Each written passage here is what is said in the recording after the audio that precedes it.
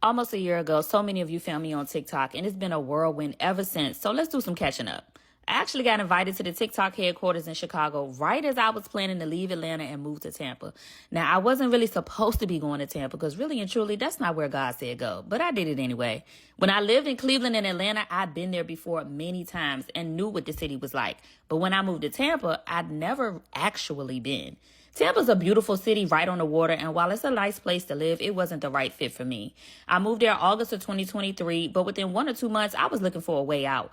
My fashion business was booming, but I wasn't completely happy, and I wasn't going to stay in a year-long lease somewhere I didn't want to be. So I packed up again to move to Orlando, but this time God was like, get a roommate before you sign another lease. And what did I do? Not what God said. Nobody is more tired of this than me, so let's talk about it. There was a smell from the previous tenants' pets that literally made me nauseous. Not only could they not get rid of the smell, I saw one too many bugs for my liking.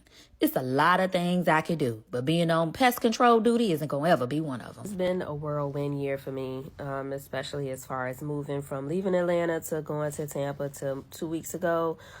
Moving to Orlando all within a span of 4 or 5 months. Okay, y'all, I did it. I said I was going to get a roommate. I got a roommate.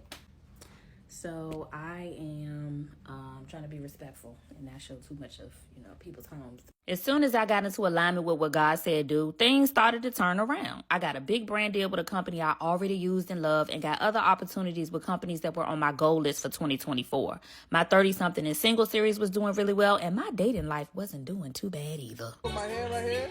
That's for the pussy. The pussy right here.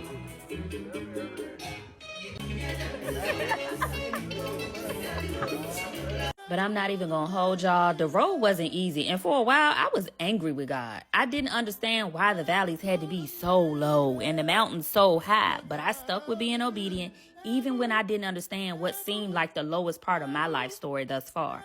And then God did what he always does and exactly what he said he would, and he moved me into a newly built community. Nobody's ever even lived here before me.